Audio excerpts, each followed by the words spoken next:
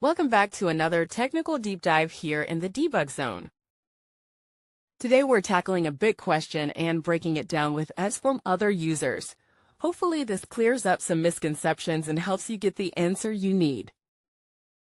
So buckle up, stay a little curious, and let's jump right in.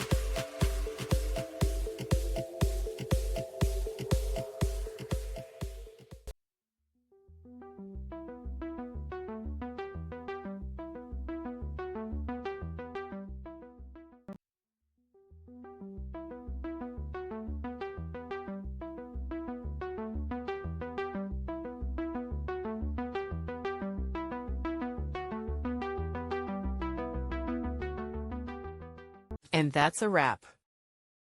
I hope you found the answer you were looking for. If you did, take a second to hit that subscribe button. It really helps out.